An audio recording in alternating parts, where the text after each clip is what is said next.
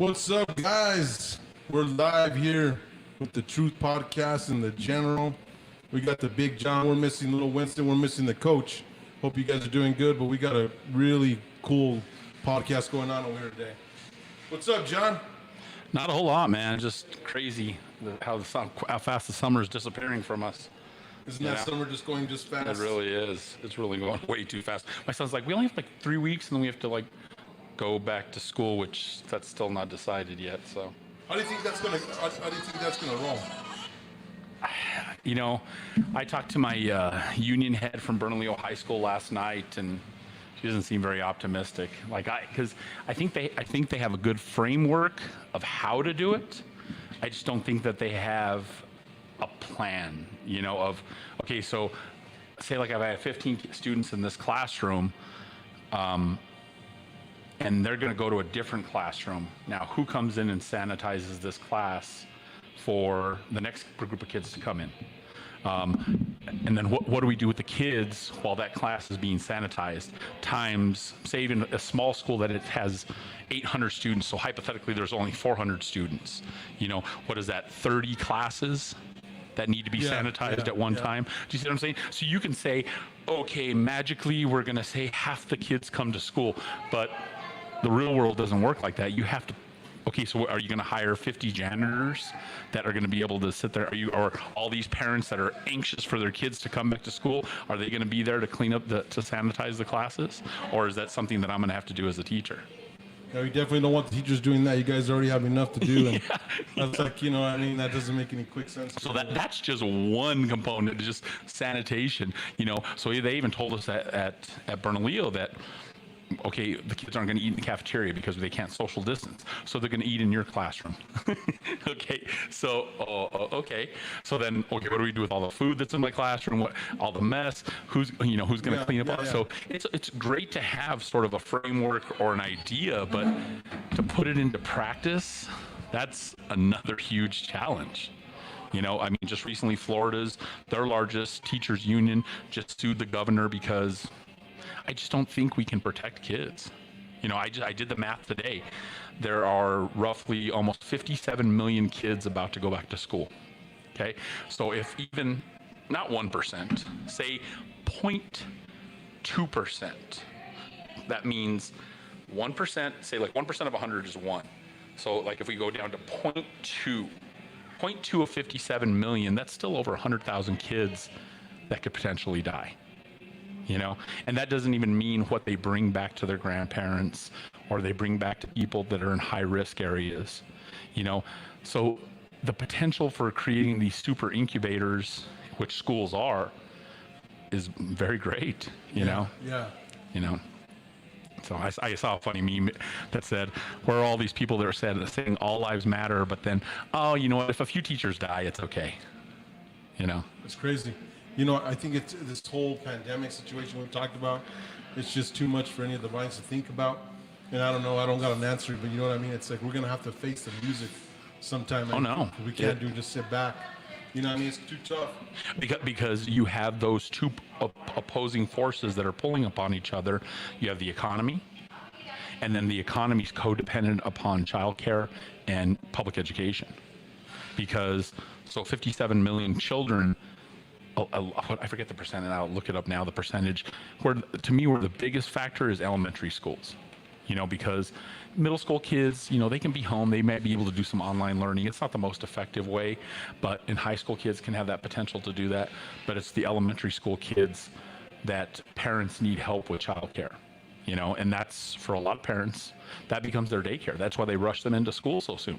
You know, that's why you have kids that are 17 years old, that parents had to maybe made that choice that, hey, we need to send them to school because we're tired of paying for daycare, you know? So it's these two forces that are pulling upon each other, because we haven't even seen the tip of the iceberg. So now at the end of this month, if those federal unemployment benefits run out, that extra $600 that people were getting for that COVID bonus, we haven't even seen the effects on the economy, from purchasing, consumer buying power, to foreclosures, all these other things that could be this tip of the iceberg. Which leads us on to my task, you know, kind of not my task, but kind of my platform today. And so what I want to focus on today, John, talk about this is You going to text me to it so I can put it on the I'm actually I'm gonna wing this one. Gotcha. Because I actually didn't have time to put it exactly. Okay. Because I'm gonna go back and forth on my slides. I don't want to confuse the shit out of people. So what I want to talk about, number one, is new goals don't deliver new results. New lifestyles do. And so I kind of want to touch on that, right? And then what I want to talk about that is you got people setting goals all the time, right? Mm-hmm. And you set this goal up and you say, you know what, I want to lose 10 pounds this month. And you read up all kinds of stuff and you literally go through those day-to-day, you cut some carbs out and you kind of meet that goal, you kind of don't. And then you're back at 15, 20 pounds or you didn't get there. And so what people don't realize is in order to make huge changes in your life, it's literally about lifestyle, creating lifestyle changes that you're going to stick to, right? Mm-hmm. And I wrote a couple of notes here, and I just kind of want to share with people, like, well, what are some basic things that you can do? And so I want to say, this is how I start off my morning, right? So I start off my morning 5:05, right? I wake up, I go immediately, and I do a little bit of like meditation or exercise, or I'm notorious for cutting weeds early as shit in the morning, right? This morning I took down my whole park, 2 acres, before I got up. And then I shower, and then I do a meditation in my mind is of what I'm thankful for when I'm either doing these things. And the other thing is then I either lay out the plan for my day or I try to read something that I've been studying the night before or within the week that I love, like kind of like I was talking about the frontier, stuff that I think is really gonna propel me into that new lifestyle. And so the thing is instead of reading a bunch of bullshit you don't care about life, so if you really want to make a big lifestyle change in exercise or finance or, just changing your life, finding those experts, whether it's listening to podcasts or doing that, I think that's that whole thing that I do within that 30-minute period is really doing that research, multiple researches or reading to say, you know what, this is going to really get me here to the next level. Like I've been reading some of Napoleon Hill's books, right? One of my favorite one. I mentioned this in the podcast last time, and actually have an audio book is where he interviews the devil. He says he interviews the devil and stuff. So positive stuff like that. And that's the kind of stuff I think we get lost in and we don't do. So if you really want to get your health in check, we talk about this coronavirus, but I guess what? I bet people's reading about, well, how can I really have my body battle ready for any type of virus? Forget coronavirus. Right? And I think if we study that and not focus on the actual potential if I get it, because I'm going to be honest, based on what I think, and I'm a mathematical guy, right? The chances of any one of us getting it is pretty high. Even, at the 1% about you're not going to get sick. But when you look at how much interactions we have, how many people they interact with, it's a bottom line. And so I think that if we don't get that part under control, it's really about, again, being battle ready. And that's kind of like the focus. So I think you should be reading up on your health, really understanding, hey, how does this really affect me? What are my ailments? Have you gone in the last freaking 8 months and gotten just an actual workup? Kind of basic things. I think most of the things that people really leave out. No, I agree with you.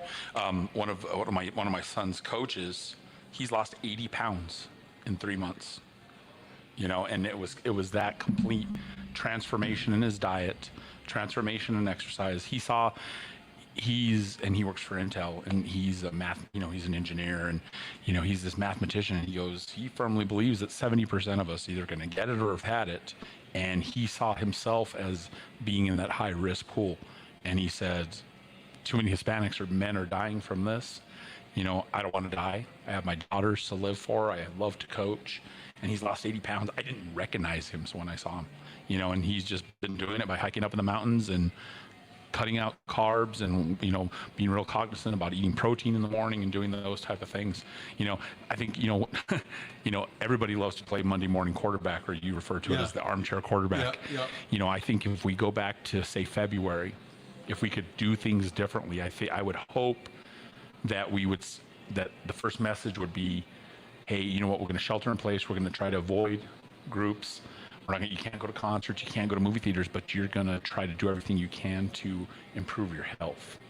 I wish that would have been the message. I know personally for me, I wish I could go back to February and say, you know what, get out and walk every day for whatever. Change that part of your lifestyle, because there are things that you have to improve about yourself, and I didn't, and I lament that, so, but hopefully, because I think I'm going to be home until January, honestly, so I hope that's something that's part that I want to change. I mean, John, what do you think, like, for example, for yourself, what are some of the lifestyle changes you want to make overall?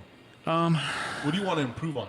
Well, obviously I'd love to change sort of my course, when it comes to finances, but I'm like at the tail end of my career, I'm going to retire in like 2.5 years, so but when that sort of phase is over, then I definitely I see myself going into, hopefully that I can put myself in a different place. It's just, I'm at the tail end of a career that I'm not going to give up on education. No. And it doesn't make fiscal sense to do that.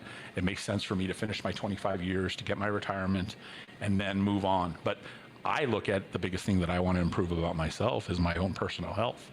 I know I need to drop 50, 60 pounds, and it's during the whole COVID, I sort of found myself wanting to live for my son. Every day was, okay, what can I do to get out? And we're going to go out for an hour or two, maybe watch film. What can I do? Those things. And I sort of, and not to make excuses, because I focused on him and I didn't focus on me. But that's been the last 20 years that I keep making those lame excuses and not changing myself about those things, so, but definitely my health. So you're like all that body aspect. It looks like you're in your mind. You got your mind working while you do. That's top notch, studying all that. What do you do on the spiritual side? I look at myself as, I'm definitely a believer. I definitely speak to my dead ancestors and my dead sister, and and I definitely pray.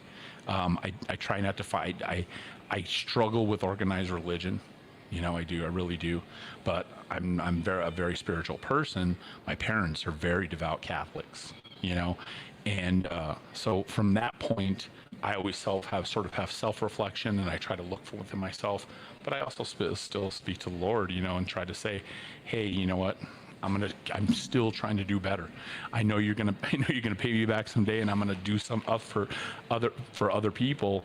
But and I keep just hoping, just like I have hope someday for an eternity with my loved ones, so. Well, that's good stuff. The reason I ask, one of the whole things is when we started the podcast, I base everything that I do on mind, body, spirit. And when you go with that mind, body, spirit, and then the 4 stars, that financial freedom portion, right? Mm-hmm. It all comes in. And I really have found in my life, if you're focusing on all the great things you are, and you're focusing on what you got to get better on, lifestyle, it's on there, but you got to write it down so you stop all this stuff in time and space, or you'll never make it come real, right? And the whole story is, would you start building a house with the architectural drawings? Yeah. Right? Never. That's called a remodel. Yeah. And remodels can either come out good or come out like shit. Yeah. And so you really kind of got to lay those goals down, and that's what I was kind of talking about, because people have come in. It was awesome. This Saturday I had two young guys come out. They've always wanted to be mentored by me, and one I've had, and I said, the only way you can roll with me is I put you to the paint. And so we literally did about 9 hours straight of yard work, hauled 2 truckloads worth of weeds. Stuff. Well, I saw in your story where you posted that, and you're like, oh. and it was crazy is I'm showing these guys, and I said, if you can get through this, okay, weeds ain't that glorified. You're not going to be wanting to pull weeds, right? And people wonder, why do I continue doing this?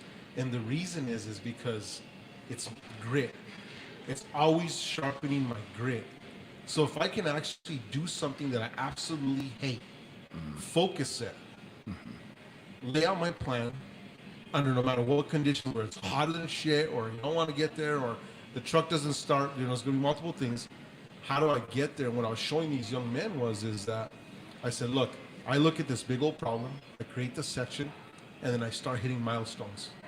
And what was crazy is that we had this contest, and I literally created 3 monster piles versus their pile, and they did a hell of a job. Yeah. Trust me, the help that they're brought to is, I'm not taking any away from that, Yeah. but what I was showing them is that mental focus, and I'm screwing with it. I'm saying, look, and you know, I'm in phenomenal shape, but I still like to screw with guys and say, well, I'm 20 years older than you, which doesn't really mean shit, right? Yeah. And so they walked away and they're like, this guy's grit is just intense. You know, they're like, is he going to stop? And we get there, and right about 3:30, we're grilling burgers. And I said, well, don't you guys feel accomplished? But ultimately, anything that I've ever attacked, I never look at it like from the big perspective. I just start attacking it. Does that make sense? No, absolutely. Absolutely. It reminds me, you know, the Karate Kid. Yeah. How does he teach him? He teaches him with the most mundane task. And he's like, well, why do I have to do this? And I can't pick up my arms. And he teaches him how these things evolve into those things because, you know, yeah, you may see, you taught them value in what they were doing just by pulling weeds. That they see is about perseverance. It's about challenging yourselves. It's about setting goals. All those things that you're being Miyagi. You know. Exactly. I have a funny story that I did this one woman, and she was telling me when she was a kid, this mom used to pull like a Jedi mind trick on him. You know, she would go over to her cousin's house or something like that, and the mom would say, "Okay, who wants to win $5?" And they're like all fired up because when you're a little kid, $5 is a lot of money, you know? Absolutely. You know, so she each give them a white sock. And they said, okay, whoever has the dirtiest sock in 30 minutes wins $5. So the kids would run around the baseboards and looking for dust. And she didn't realize it until she was older. And she was like, I dusted her whole house and sometimes I didn't even win $5. Yeah. You know, but it was that type of sort of mind trick of, oh, let's get people competing against each other. They're going to work their butts off. They're going to do something that's difficult. You know, but I was thinking of that when you were telling them that you created challenges for them. And I think the one thing about what I was showing these guys is when you lay out your goals or you're going to lay out something that you really want, it's not going to be easy. It's going to be freaking harder than shit, right? And it's about building that mental grit. Can I continuously doing something? Kind of, I'm not going to say fail at it, but they're chipping away. There's this famous picture of this miner, and he's chipping away. And he gives up, and literally he's 1 inch from the diamond mine. And you really can't judge that. You can give it a time period. Like, I mean, you're not going to be wasting your time for 10 years. But I think if you can't accomplish something in 2 years, then I think you're doing the wrong job. You know what I mean? I try to go within 6 months. That's my approach. But I've given things 2 years to really evolve. But 2 years is that really like huge identifier in your result and what you attain. I found it.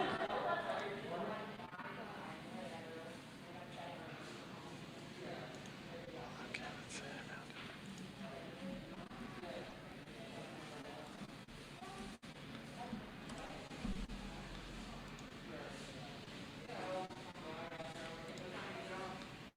You find that picture? I found that image. That's it. You know, so that guy right there, he gave up, and the other guy, he's still persevering. So, yeah, I think that's what you're talking about, right? Yeah, because watch, you leave that picture up there real quick. Okay. So let's kind of talk about that, right? The guy who gives up, he really didn't create this as a lifestyle, right? It's not really a lifestyle, right? And what people to realize is that a lifestyle isn't driving Lamborghinis, and that's an end result. A lifestyle is a set of things you do over and over and over and over and over that are going to define phenomenal outcomes. And that's what people don't understand. And so ultimately, if you create a lifestyle that's going to give you an outcome of being a bodybuilder or being monetarily rich or being the best chef, ultimately your hobbies and your everyday life and what you do get up and end with is that lifestyle. And that's the part that most individuals can never figure out. Oh no, yeah, they don't put in the work. It's too complex for them, right? So they think, well, I'm going to go and like when people give up and say, I'm not going to get a fast food job and I'm losing these asses. No, the fast food job is that so you can earn income you can count on for 40 hours a week. Now, what are you doing with the other 40 hours a week? Right? When you think about this, we really have 80 hours in a week to do something phenomenal. So I always say, take your day job to fund your hustle, which one day your hustle will then become your actual career, and then your career will actually become your craft. Yeah. And that's kind of the sequence you have to take. And most individuals can't just, stay consistent on that. Yeah. I agree. No, because I think it becomes a parenting failure of they don't let their kids fail, or they don't want to put them in situations where they're not successful, or they say, well, that, or they look down upon things. I think that can be a big issue too. I mean, I've, coaching for 25 years, and this is my 26th year of coaching, I've seen those parents that just give up too easy and don't put in the work with their kids.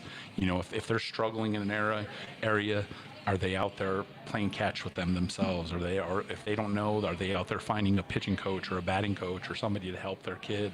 And all those things take money, but the biggest thing they take is effort, to perfect that craft, to put in so that you can get to that's what your craft is. I was watching yesterday. It was kind of weird. I got home and it's on the some channel that shows about sports, and I didn't realize how much of a badass Coach Alfred was, our coach that we had for the Lobos. When he was at Indiana. Or in Indiana, yeah. And they showed his whole 4 years at Indiana being with Bobby Knight, how they brought a national championship. I mean, their big thing was the Big Ten, and they were having these losing streaks. And it's crazy because MJ told him, I don't see you making it 40 years under Bobby Knight, right? And the crazy part about that whole thing is just that perseverance and how he had to carry the team as a captain, and all these guys are looking up to him, and he had that control. And it reminded me of like Belichick and Brady, right? Mm-hmm. That type of synergy, and just his whole thought process of they would win a couple of.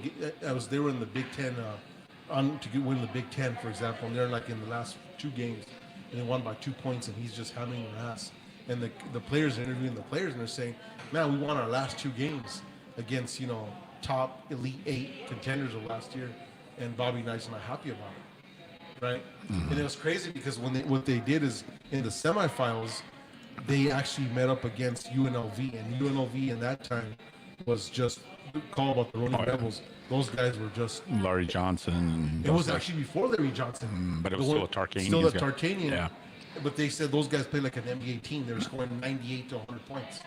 Mm-hmm. And the strategy is he let them play the exact same game they were playing, and then switched it on them, because they're doing the statistical thing of how do I mirror this game, and that goes down again to that hard work and dedication, right? There's no substitution for the hard work and dedication, and that's that lifestyle. Alfred his lifestyle was basketball. So when they interviewed his dad, and they said Coach knew that his dad was so hard on him in high school about Indiana basketball and just where he played, that he was used to getting those ass kickings, and if they weren't winning, he would come in and say, "You know what? I failed the team. We lost because I failed the team." And so he lived and breathed basketball. And that's what kind of like, when I was able to see that and saw what he was able to do here when he was in the time with the Lobos, I mean, it was pretty phenomenal. I mean, that was talk about his protege of Bobby Knight, legend. Mm-hmm. Oh, I know. But after the Last Dance, I watched a documentary on Reggie Miller, and talk about the connection to Alfred, because Alfred and Reggie Miller were in the same draft class, and for sure, all the people from Indiana Pacers, all the fans, thought they were going to take Alfred, who was a local hero, to play, but they took Reggie Miller instead. And how different that all those things change. Maybe still Alfred becomes that Reggie Miller type of player and goes to the finals and becomes that iconic person in the NBA versus how delicate things are. How delicate things are. Or it's just destiny, right? Yeah. It's kind of like destiny. Mm-hmm. Because I think the situation is that in those type of situations, it's not really your destiny, I believe, and that no matter what, I think if Reggie Miller would have been at the Lakers, I still think he would have done the same thing. Or could it be the nature nurture situation? We don't know. Those are those things that are kind of hard to answer, right? I know. Those are those variables that you really can't measure. That variable is unmeasurable at that point. Oh, yeah, no. I think about those butterfly effects all the time. Those little things, subtle changes in our lives. How different your life can be. You know, you ask Michael. I mean, there was one time that was really serious, and one of his friends got in trouble, like with a weapon charge, and he could have easily gone down the wrong path and had nothing. You know, it's just those little, and it's life choices and life decisions that happen in our life that can make the most dramatic changes. You know. And what's crazy is we're just one bad decision from a disaster. Or one bad accident or something. Yeah. And I think that, but we don't. I think that ultimately, it goes back to what I was telling you. I've mentioned in multiple podcasts is that there is no luck. It's when preparation and timing meet. So if you always prepare to be a champion, and that opportunity arises, you're going to be able to strike while the iron's hot. But one of the sad pieces, I've seen people who are well prepared, the opportunity comes in and they can't strike. And I would say that's probably the worst end result you possibly can get. You know, it's tough. But it's really like our mind. Our mind is our most powerful tool. I was telling one of my employees yesterday, I says, one of the things I think I've had the edge on people my whole life is that I've never done any substances that alter my mind. And my philosophy is, if you had the greatest samurai sword, would you drag it across the pavement and dull that blade, right? Yeah. Mm-hmm. And we were having this conversation about, you know, he feels that, you know, pot's a good thing for people and they can focus and all that. And I said, I don't have enough empirical data, but the data that I do know, I know that it takes your motor skills down. It's, you know, that's why they have the whole, it's kind of like not being drunk, but so to say, you're sleepy. And I said, Jay, that's like saying, how could I get the greatest warrior and I'm just going to kind of subdue him and he's going to have the best output? It doesn't make any sense. Or you get the Dodge Demon and you put pump gas in it. Right, you're not going to get to the 840 horses. Yeah. Potential's there, but you don't have the right fuel. Yeah. And that's kind of been the methodology, I feel, what's actually set me apart from the majority of people. Is that the mind. The mind is literally your most superior weapon. I agree. Because once the mind breaks, the body falls. Yeah. And it kind of touches upon, like, I had my other piece to this.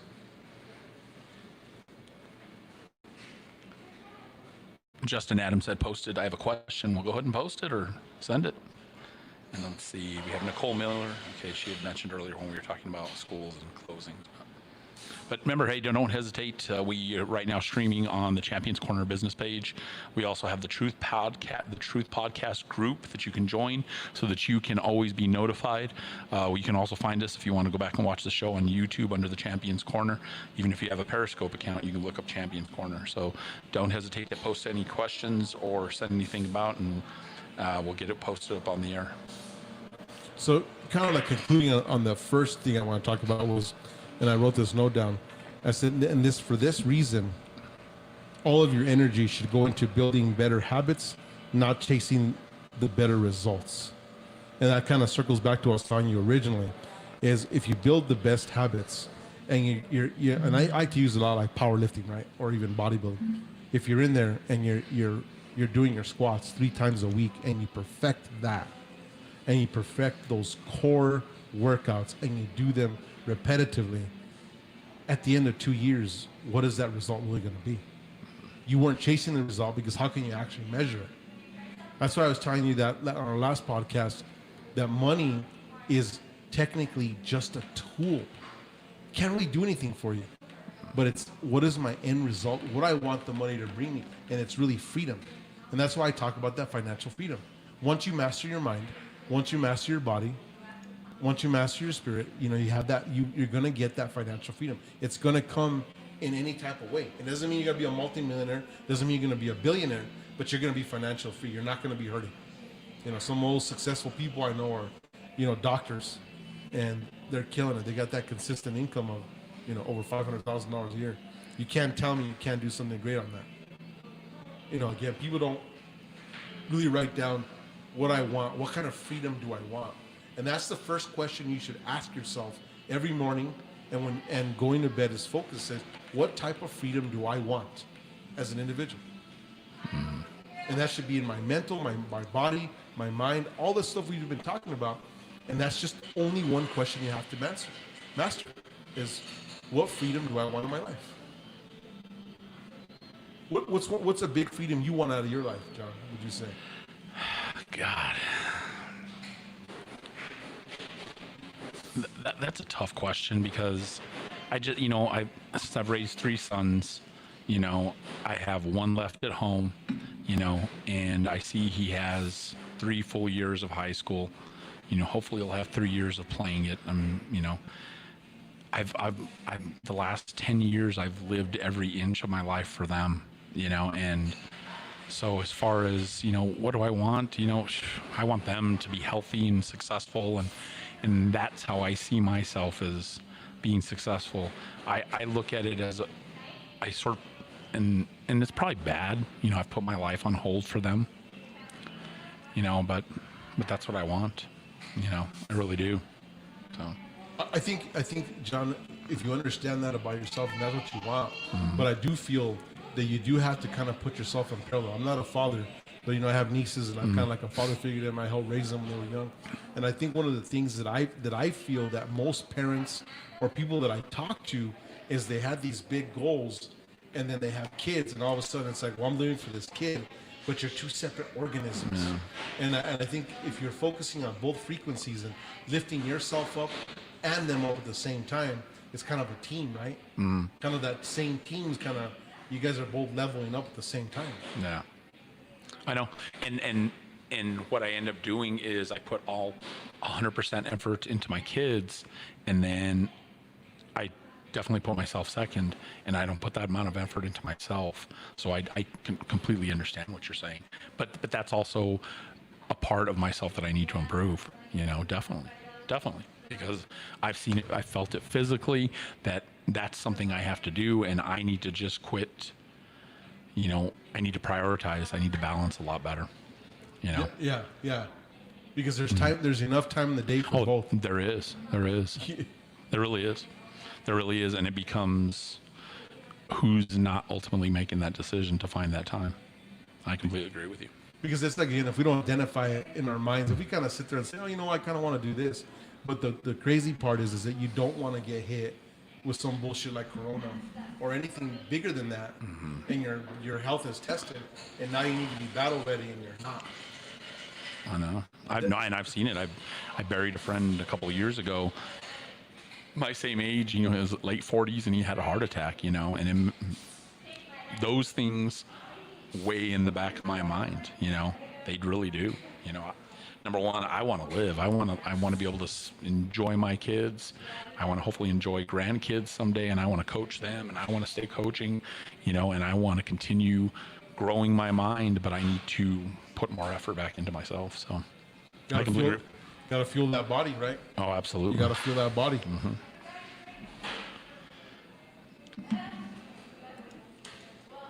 What I want to touch on now is literally, I think one thing that's in the focus is affirmations. And one of the things that this kind of wrote some of my own personal notes and stuff that I read is, I personally go and say, God, thank you for this new day. That's kind of how I start off my morning, right? Is thank you for this new day, and really focusing on what blessings I have just by getting up, that I'm not, just the basic things, that I'm not sick, that I can walk, all that, all those beautiful things. And I think that's one thing you should immediately focus on yourself. Then I say, I want to send out my blessings, my love, and my happiness for the world. All my friends, even my enemies, I was like, you know what? Today's a good day. I'm going to forgive myself. I'm going to forgive them. I want the best for the world. No matter what's happened to me the day before, I kind of want to start that day just fresh, no matter what attacks me, right? And then I say, I'm grateful for every person, every experience in my life. And we're going to touch, I want you to make a notation of that one, because we're going to circle back on that, okay? I accept myself for who I am, without any judgments. And I want you to, we're going to circle on that, because what we don't want to do is feel like, okay, we're not going to judge, because there's a difference between judging yourself and wanting to improve yourself. And I don't want people to get that skewed, so that gives you a jail-free card to say, oh, I'm not going to judge myself and get the hell out. That's bullshit. This wouldn't be the Truth Podcast, right? I ask personally in my mind, I ask for forgiveness for anyone that I've hurt, intentionally or unintentionally, because that's something that, as I've gotten older, believe it or not, I never want to be a tyrant. Now, you hear me say, you know what, when I wake up in the morning, I don't really give a shit what anyone thinks about me. Two different things, right? In the sense, I don't need validation, but I don't want to hurt anyone along the way. What's crazy is when I'm mowing my grass this morning, I'm not really a snake. I'm not really like snakes that much. But I hit this snake with my weed eater, and its tail was kind of acting weird. And I thought, well, it's not a rattler, but it's kind of freaky, right? Normally I'd have taken the snake out, but I was like, you know what? He's really in the park. He's in the grass, having a good time. I'm going to leave him there. And one of the things I realize is that really comes with age, right? And I think kind of experience, because what you think is not everything you want to just take out, right?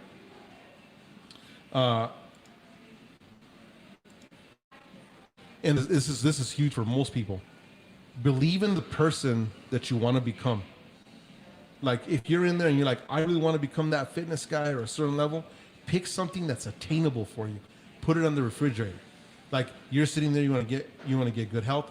Think of somebody in your circle that even meets your kind of body demographic, and say, you know what? Shit.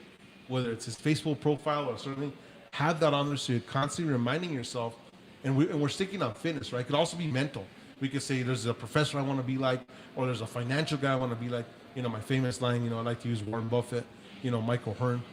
That type of, what I'm saying is, those are the people that I want to follow in their footsteps or be at, but that's key factor. That's that measurable, right?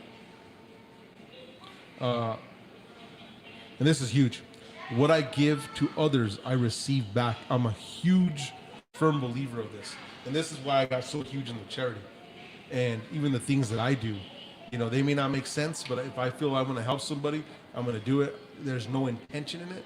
But I've always felt, when I've always been in a giving perspective, I've gotten so much back in my life. Whether it's knowledge or taking the time, or even down to the point, like I just got a DM, a guy asking me, he's like, hey, what would it cost me to get my backyard done and this? And I believe in being fair, and says, you know what? If I got some time, or I'll send one of my guys, I'll send them in my Caterpillar, get it cleaned out for you. And so I've always believed, if you're in a position to help, and this is another thing I want to touch on, if you're in the position to help.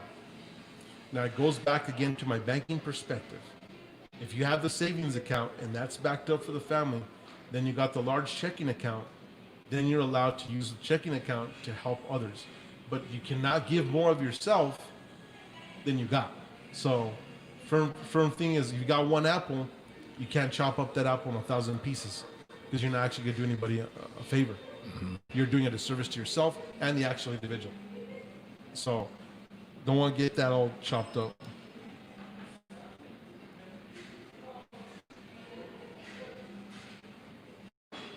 And this is one that I wrote down, and I was reading about this, and it says, I let go of expectations. What's meant for me will come. Now let's think about this. So it's a big difference of writing down your goal, and you gave it your all, and you don't meet that goal. Then you when you're either that day on your deathbed or you're in life, you're not sitting there saying, I didn't attain this because I didn't give it my all. If you can ask yourself a question and answer your own mind and say, did I give it my all?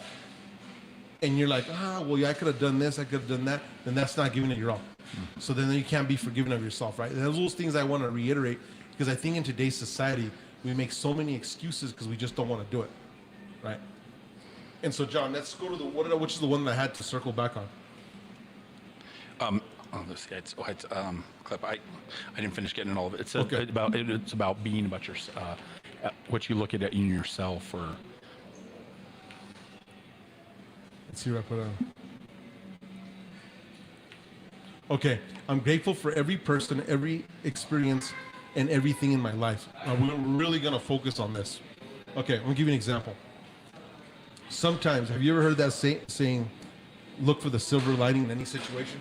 Yes. So I'll give you an example.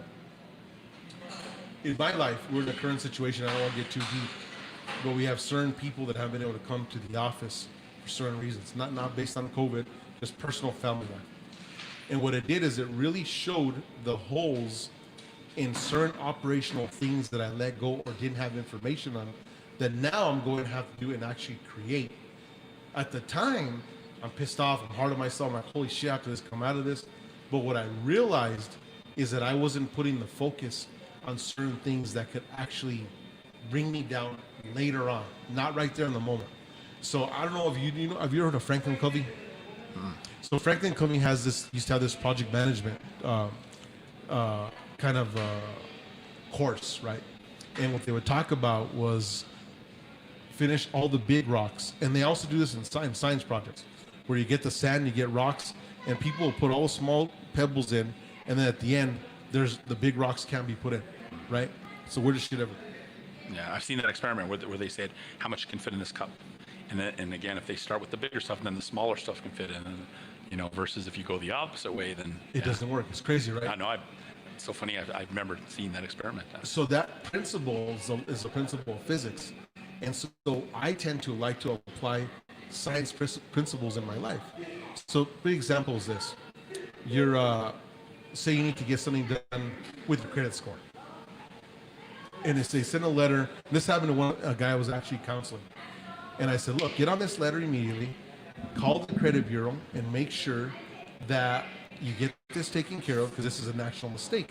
They got you, and this is a freaking mistake. This isn't who you are. So he's like, yeah, I'm going to get it done. This is the crazy part. He didn't get it done. 45 days later, his ultimate dream house that he's always wanted Came out for sale. and his wife came up for sale. No brainer. Had the money saved, the percentage down. He's saying, I can put even 10% and I'm good. He goes to the bank, they pull his credit score, and he's 15 points off from getting the mortgage that he needs for the certain monthly rate, anything like that. Can't get the house. And he's pissed off at himself. And that's a severe situation of not taking care of the huge rocks in your life versus the small ones.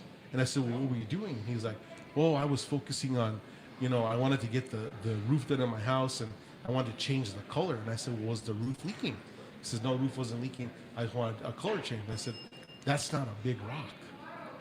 And so one of the hugest things in our lives is learning how to prioritize what's really freaking important from our mind. Because if we start to multitask, we actually bring our brain functions down. And it's proven in science, right? So, but if you are very singular task oriented, say, I got this. And so let me tell you what I do. And this is kind of the morning and the night. So I'll write 6 to 8 tasks at the end of the day or in the morning, depending where I'm fresh. And I assign them A, B, and C. Well, let's do the math here. A, B, and C is only 3. I told you 8 tasks. Yeah.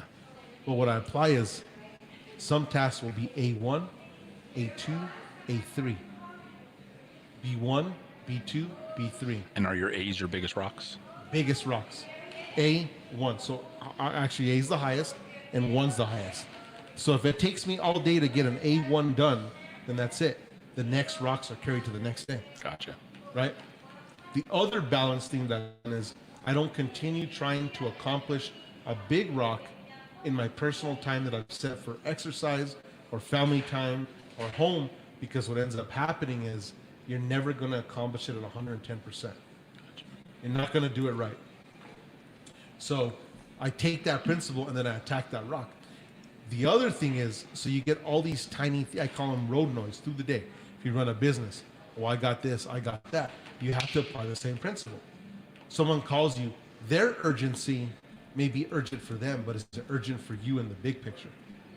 So, big example today. A friend of mine calls me and says, I'm going to have these people move into my office. I need them to do this. I know that it's not going to be a very sophisticated network. I'm doing it. I want to help him out. But I said, let me see if I can get to it today. I couldn't get to it. But I wasn't going to put down the consignment, big old thing we have in a warehouse where the bank, we have to pay our bill. It could be $8,000-$10,000 versus something that's $300-$400. Technically, the profit might be 10%. It doesn't make any sense. So you really have to know how to be able to apply value to your tasks. And this is how I do it. I have an IRS task. If the IRS gives me a task that never really happens, I'm getting that shit done. What I call that is paying your taxes, right? If you're in business, CRS. A lot of businesses go down because they don't pay their CRS taxes. They don't even understand it. So my priority is this, the tax man. If I get that shit done, I gotta get rid of it immediately. Insurances. What's gonna protect the liability? Perfect example. I have multiple insurance companies on my building and my business. I want to understand in layman's terms, what coverages do you have? Well, they're all over the place. And so this is the question I said. If this place burns down, I want it replicated exactly. They're like, whoa, I got to see what you got.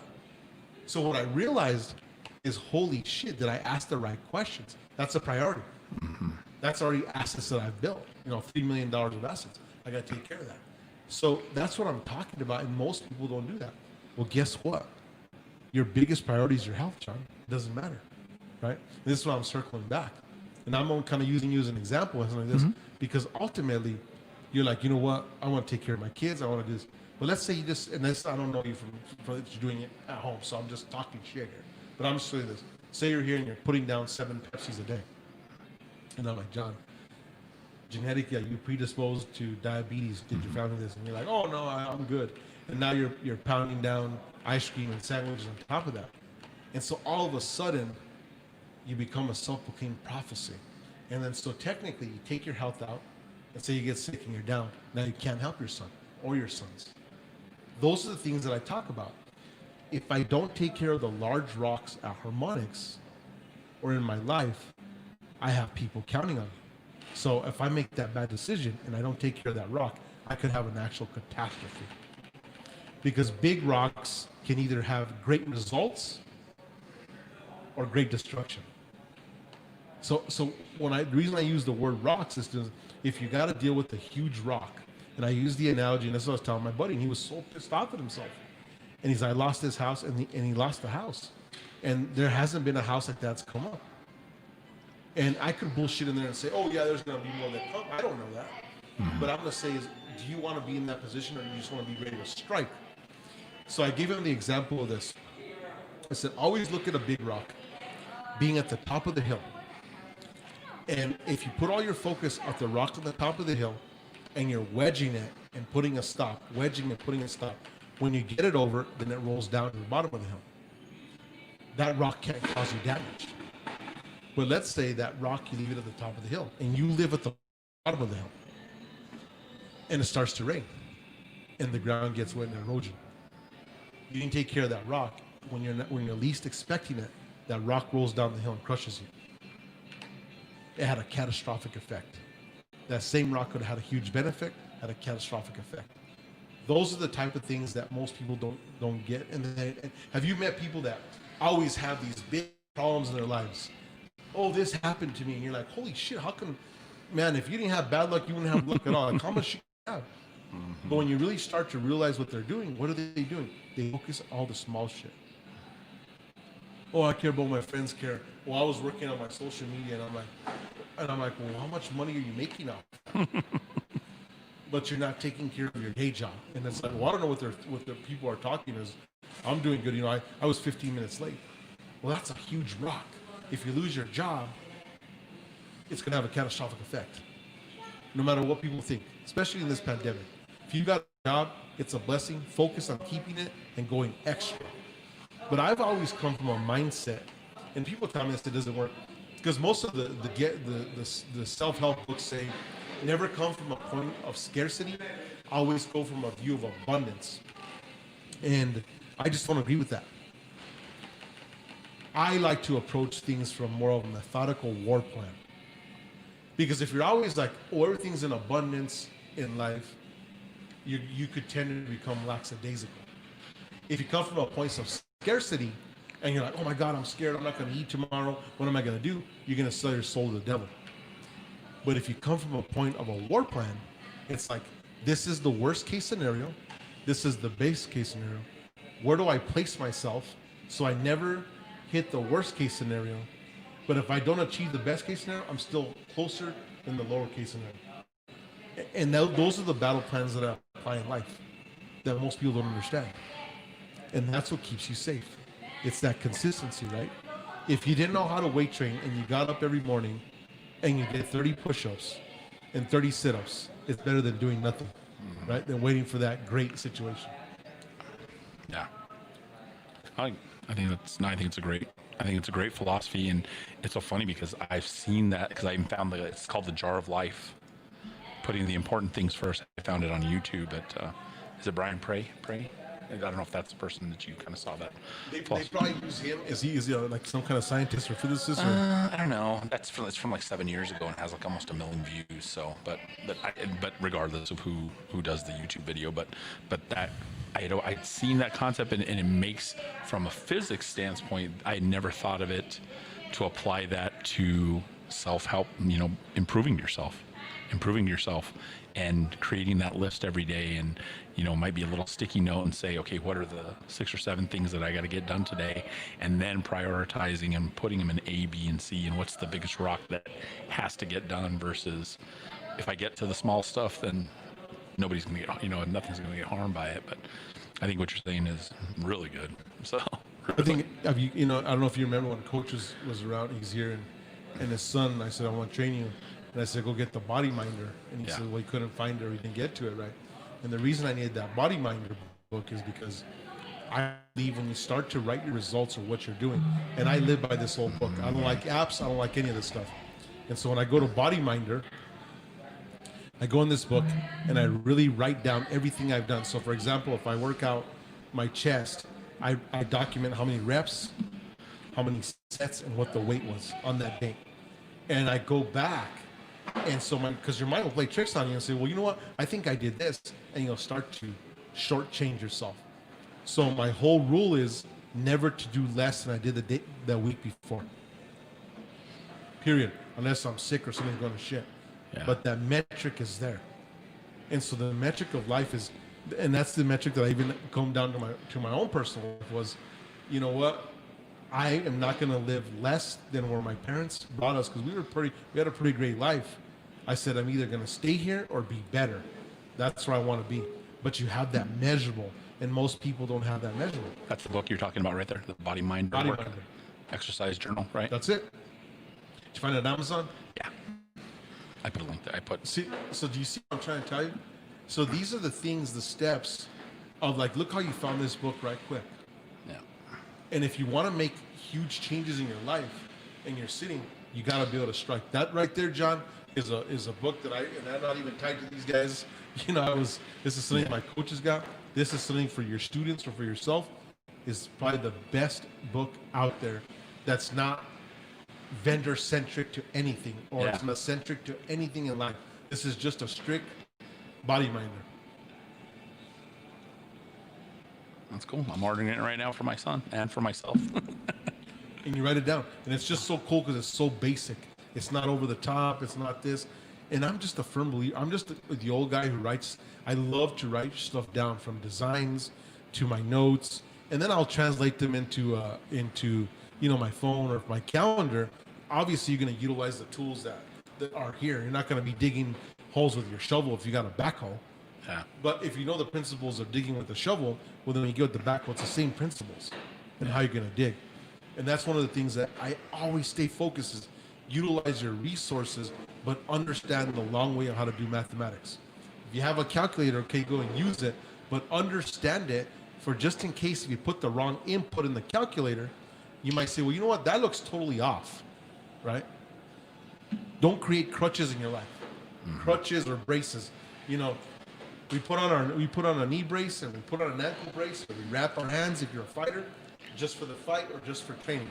Everyday life, we take those braces off, we take that tape off. That's the same thing you want to do in life. Do not think that a brace is the way of life, because then you're just going to always create these crutches. And that's what I hear. Those are excuses. That's people, the world owes me a living. you're creating those crutches to make you feel good so that you can protect your psyche, and that's not going to get you anywhere. So I want to touch on the second portion of that statement that I made earlier. So really, really look at where you are in life, whether it's shitty, good, or indifferent, and ask yourself, where can I build from this, or what can I learn in these situations? Some of the shittiest situations that I've ever been in is I've always been able to take a lesson from it and said, what should I have done? I should have had a better scope of work. Or, man, I should have had that person sign that document. Everything your gut feeling tells you, follow it. If your gut feeling says, I should have this, I should have that, and you don't follow it, I truly believe that's a divine way of the Maker to come to us and say, you know what? It's really the Holy Spirit talking to you saying, you should check this. So when I got all up in arms about the insurance, I was like, something's weird. I don't know. I'm going to check this out. So I'm always writing those things that I got to get done. Because if you don't do it, you'll never get to it. If you don't write it down, you're not going to be reminded. It might come 6 months from now. And what's the bad thing is that little thing you had to get done might become that huge rock that's going to really stop you from getting to the next level. And that would just totally piss you off. Don't make a small roadblock actually become a wall someday. So you start just knocking that stuff down. Excellent. That's really good. So I posted a link if you that book that Jack recommends. So remember, post any comments that you like on any of our platforms. We can get those posted here. So yeah, I think those have been really good things. So very enlightening. So I'm gonna touch on this is a cool quote that I wanted to read, and it kind of ties in a few podcasts we've talked about, right? And this is Napoleon Hill. I just love his stuff. He says, the number one reason people fail in life is because they listen to their friends, family, and neighbors. So think about that, right? So you go to your neighbor, and this is how many times have you had a friend or a neighbor or a family member? And this is so huge in the Hispanic culture, right? You go and say, I'm going to go work out. And your grandma says, no, mijito, you're looking skinny. And you're wearing a size 36 pants, right? Or your neighbors, oh, why would you want to do that, John? You've lived your heyday. You were an athlete back in high school. All that. And so when you think about that, that's even in business. Never take advice from anyone that's in that circle that's not a subject matter expert. That's going to affect. They cannot give you advice on the lifestyle that you have to create in order to create huge changes. That's the hugest piece that we've been talking about, and that's what I want you to focus, everyone listening out there, is you have to create a lifestyle in anything that you want to achieve. If you want to get wealth, create a lifestyle that's going to get you wealth. You have to research that lifestyle and create it and live it, and you have to live it authentically. What did I talk about last podcast? Being authentic to who you are, right? Mm-hmm. If you're not authentic to your lifestyle, it will never become a lifestyle, and you'll never get the end result. Yeah, I found that quote, put it on the bottom of the stream. So think about this. I had a message that I found too on the Young Millionaires Facebook, and they said, we want to see more of the day-to-day grind, not the end result. We don't want to see the Bill Gates. And I thought, that's pretty freaking cool. And I thought, well, I've never been that open with my life, to really show, because I'm trained not to show weakness or success or anything. I'm trained more to be like Batman. Mm-hmm. You see the result, but you're like, who is that, really, Batman or is that Bruce Wayne? You just kind of don't know, right? Mm-hmm. And I feel that what I've done is, with this podcast, is really open up and show people a little closer in depth about myself and what I follow, but I've never been used to that. Mine's always been, I'm going to show you the end result. I'm not going to talk about it. It's just the end result. So it's kind of counterproductive of my own mental wiring. Mm-hmm. And because what I'm starting to see with the majority of people today, and this is what we and Carson were talking about, is people are on social media saying, I'm doing this, I'm doing that, because I'm going to do big things, and here's the result, and they never get there. And so my whole thing is, I don't want to show you that whole journey. I'm going to show you the end result, but then I can tell you how long that journey was, and what I could have done better to get to that end result, or I hit it straight on. That's kind of like the huge focus. Yeah, I know, but I can tell from even a personal, because I've known you for years, but I only knew you as Batman. I mean, as Bruce Wayne. Yeah. I only saw the person, like where we'd go to Harmonics and have a shot over there or something like Yes, that. yes. And I only saw all the cars, and I didn't know the veneer. I didn't know all the depths of you. And that's what I've really enjoyed about doing this podcast with you, is getting to know how you build those things, how you became that person. I never knew that you came from humble beginnings. I never knew, when you brought your bodybuilder friend, your bodybuilder mentor, I never knew that part of you. So I think this has been a really great opportunity for people to get to know you and to get to know your philosophies and to see how some of the things that make you successful. Nobody's ever going to be you, but they're going to, like me, take away parts of that to try and help them to improve themselves. John, what did you? I guess let me put it this way: you got to see the Bruce Wayne portion of it. What first early on, from years knowing each other, even from like the Ronda and all that cool stuff. Yeah. What was your? And I want the rated R, rated X version. I want to know the nitty gritty. What did you see? What did you feel? What did you think? Down to like, did you think I came from like the country club style living, or what did you think? I mean, just. Not don't use anything, the preconceived notion. Oh, yeah, no. Now, just stop in that time and really let's bring that out, because See, the only thing I ever knew is that, like, Mo was all, "Oh, you got to meet my friend Jack." We'll go, and he had all these cars, and all I saw was the end part. All I saw was, I have all this wealth, I have all these cool freaking material things. I never knew that you were a huge influence on young people, that you help mentor them and you take them under your wing.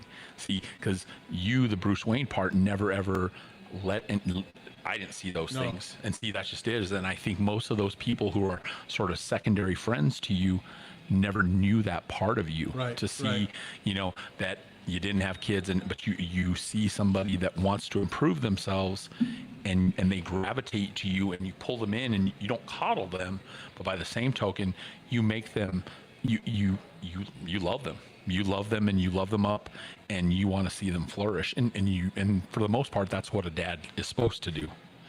So I never saw that part of you. All I saw was the end result. This fucker has a bunch of Lamborghinis, and holy shit, and he has this amazing office, and I only saw the wealth part of it. I never saw the struggle to get there, or the things that you've gone through to get there. So that part's been very enlightening. So lifestyle. Did you think that I came from humble means, or did you think that I came with a step up? I never ever dealt that depth.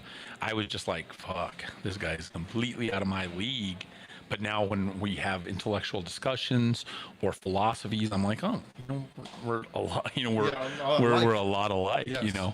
So, that part has been really, really, and talk about affirmation, understanding who you are that's why, because at first this wasn't going to be the podcast that I did consistently, because I just, that was Coach's things. He was working on with you. And then as we switched over this new system, my goal was to transition and not even come anymore. But now I really look forward to it, because I'm like, I take away little things, and I'm like, and trust me, you get in my mind, you really do. And it's been a really growth thing. And I hope that it helps other people out there, because you don't have to just be sitting across from you to learn these things. They've been great life lessons, So. And I think the same thing with us, John. I think one of the things for me is there's that old fable. It's not a fable. It's in the Bible. It says, steel sharpens steel, men sharpen men. And you've been that for myself. I think is weird is I go through levels of meditation, and people freak out on this. Michael freaks out on this.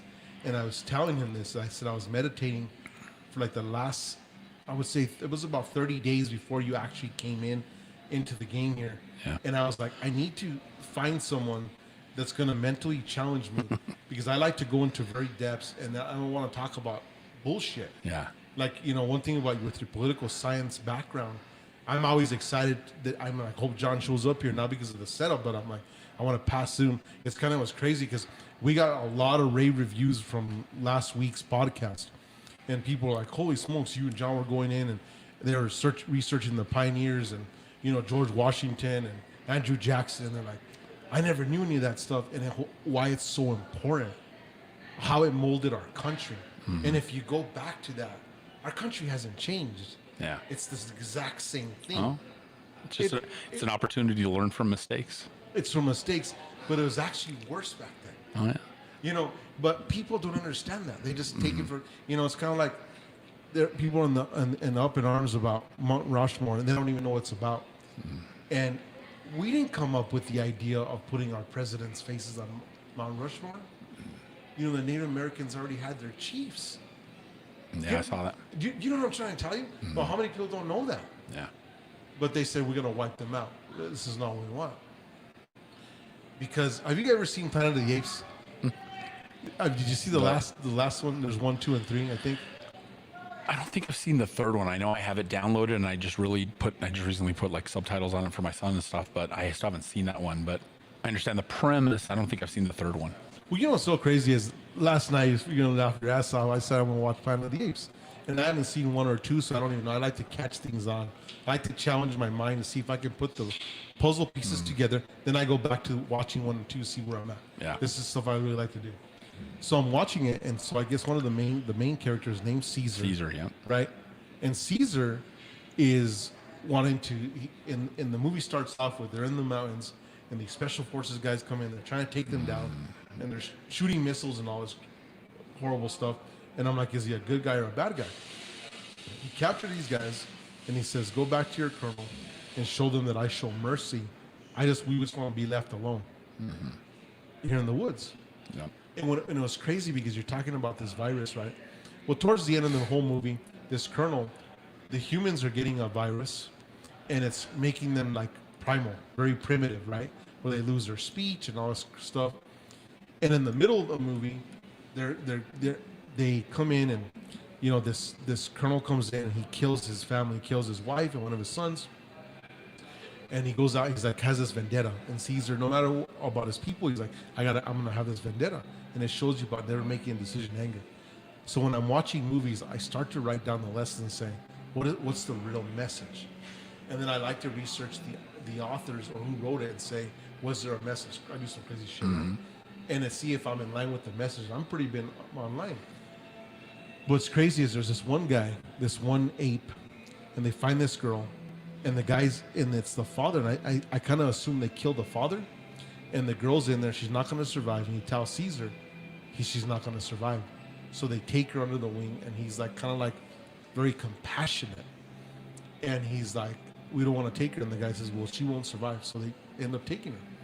And it's crazy because that compassion, in the end, they have him captured in this cage, and this little girl that can't talk, she rolls out in the middle of this war camp, gives him water, and goes across to another cage, gets grain, and then gives it to him. Without that food and the water, he would have died the next morning. And what the crazy part that I saw is, here he showed compassion, but let's say he would have just left that little girl to die. Without that little girl, he wouldn't have had the water or the seed. And it's so weird that those random acts of kindness that we do in our lives, how are they really going to pay dividends in the future? Right? That's why I've always chosen to treat everybody that comes in my life with respect. Because think about this. You would have come to the whole deal with Michael and the crew, and instead of being a big old douchebag, you'd have been like, screw this dude. I don't want to be here working with this guy. But do you understand what I'm saying? And this is why I always try to tell young men and young women, be careful who you're disrespecting, even down to your teacher. Because you don't even know that teacher doesn't have a Jack who was the favorite student, who's now the CEO of Harmonics or has an influence at HP, and you call and ask. And you don't know how many times I've actually asked a teacher and said, hey, what do you think about this guy? Can you tell me about him? And she'll be like, oh, he was very lazy in class, and he had a bad attitude. And you know what the crazy part is? I've hired these individuals, and everything that teacher told me comes exactly to fruition. And I'll do it as an experiment, John. I won't even hire because I'm going to get a result. I just want to see. And what's crazy is that they never shake those habits off, right? The same habits. But it's those random acts of kindness. That's why I brought the movie of last night. And what I tied in here is those random acts of kindness always pay dividends. right? And create it as your lifestyle. We keep on going back to a lifestyle. If you're gonna be a good dude or a good gal, just make it your lifestyle. Don't pretend. Don't do this shit to get on a charity board or so people see you out there in the game or this. Create a lifestyle. And that's why, we mentioned, that's why I have so much respect for Michael. When I met Michael and I really didn't know him too well, I remember going to his house. It was like probably about the second time, and we're starting to create this relationship. And I see this big old freezer, and I'm like, what the hell is this freezer for? So I'm thinking, wow, this guy really stores a lot of stuff, because I thought, maybe he has a farm or something. He's like, no, I'm collecting stuff over the course of these months so I can give them out on Thanksgiving or on Christmas. And I'm thinking, holy shit. This guy's running a company. He has a freezer. He's got it hooked up to his house. He's doing this. He bought it, repaired it. You know how Michael is always doing some kind of modification of life. This guy's he's a very selfless guy. So in my mind right there, I'm saying, shit, the least I can do is go out there and, raise some money or give you some money and do stuff. And so when I'm trying to create a lifestyle of who I am, I surround my people, those people, individuals. Say they like my buddy Brian, right? Brian's always out there. Brian Colon, he's always out there doing, these huge fundraisers or this and that and the other. And I'm always like, these guys can give more of themselves than I ever could. Hands down. Like, I'm going to do some things. I'm going to be helpful. I'm going to try to take people. But at their aptitude of how they're able to do it with a lot of humans, that's a special gift. And so I know that I can't live that lifestyle. So that lifestyle, would have a negative end result for me. I'd probably be a grump. I'd be one of those crabby, call me Crabby Jack, right? I'd be pissed off because I can't turn it on like that. But again, it just takes, just like you talk about building those steps, that's just not a step that you built towards. Do you see what I'm saying? So that's just not your strength. That's just not your strength, so, but because that's not become your craft. You talk about all those phases. And I know that, so I know that my personal state in my mind and who I am, I know that I'm kind of, I tell people this, I'm 80% introverted, right? 20% extroverted. Because by nature, I can actually be with myself the whole time, talking to myself or fixing shit or reading. But when I'm around people a lot in a big crowd of multiple, I actually leave tired. And I knew this because I watched my grandfather do the same thing, and I'm very similar to his personality. And so I'd always see him go to the green couch and kind of get that space. And that's one thing I think that people don't understand also, is in that lifestyle, what do you have to do? How much time do I got to rest? Do I got to get away from people? So when you're creating these lifestyles, you have to understand what you have to cut out of your life or what you have to bring into your life. And here I go back to fitness, right? It's your vitamins. What vitamins do I got to take? What do I got to cut out? What messes me up? What time do I got to go to bed? It's like me.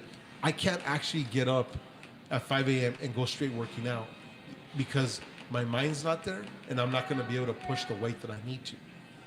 My most optimal time is at 3 o'clock. Between 3 and 7 o'clock. Optimal time. And I've learned that about myself. But I can get up and pull weeds. I can get up and do cardio. I can get up and walk. It's just that I'm not going to put myself in pushing that physical weight. One, I don't feel like doing it.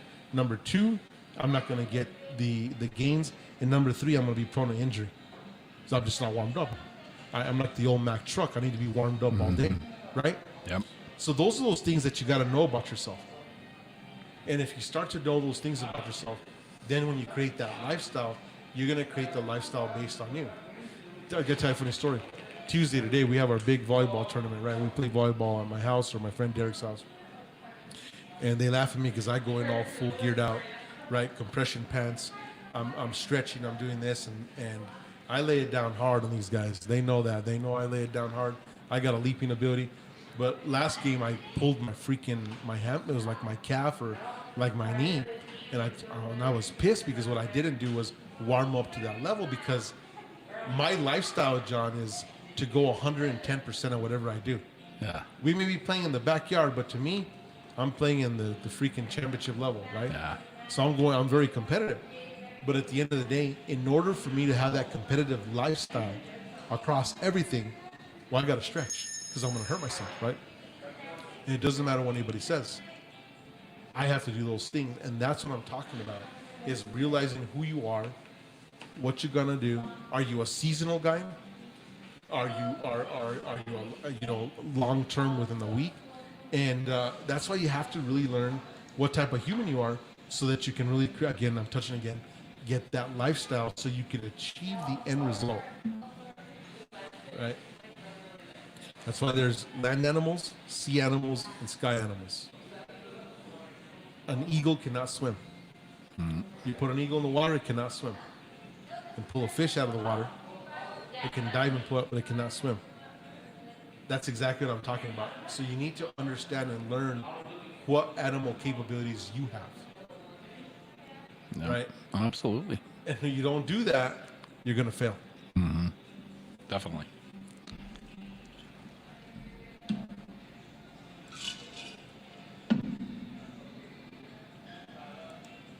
What did you get from this podcast this time, John? What were the key factors? I really liked your analogy about what rocks, that, again, the jar of life, that part really hit home with me. And I already see myself, I'm going to go home and get a sticky note, and I'm going to really, when I wake up in the morning or even before I go to bed at night, I'm going to write down, okay, what are the big rocks that I got to deal with tomorrow? Because I can already think of 10 things that I procrastinate and put off, and they just become compounded and making it worse. So that part definitely, and if you can even just do those things, and then also I need to prioritize, and I need to become a big rock in the grand scheme of my life, because exactly that. If I'm not around, then I'm going to miss out on those medium-sized rocks, so from that perspective, those things, definitely. But no, great storytelling today, and great analogies, that was really good. Guys, we're out there listening. What I want you guys to get out there is I want you guys to send us some of those questions, anything you want me to touch on for the next podcast out there, things that you guys think are touching your life, or something about creating a lifestyle, or things that I've been focused on all the podcasts. I want you to reach us out direct, and we're going to wrap this up by talking about, again, we talked about the big rocks. I want you to focus on those big rocks. I want you to be thankful for the presence that you're in. Think about what you're going to do, no matter if you're in the shithole right now. Say, what am I going to learn from this? And what is the actual lesson that I'm learning from this? If you're in great times, say, well, what got me here? What am I going to focus on to continue to be here? And like I get, good times, bad things are always like the weather. They're going to come and go. It depends how you're going to be able to ride them. So you know what? Thanks for tuning in, the Truth Podcast. Big John, the Jen, we're out, baby. Hey, thanks a lot. Great show today. Thank you. I'm gonna finish up with our. We usually have our. I will show you a little bit about harmonics and what Coach does. Absolutely. I mean, what Jack does. Harmonics Technologies, your New Mexico business IT solution. With incredible products that will fit your needs both big and small, and unmatched service, it's your vision delivered. Learn how we can help your business roar into action today. Harmonics Technologies, your New Mexico business IT solution.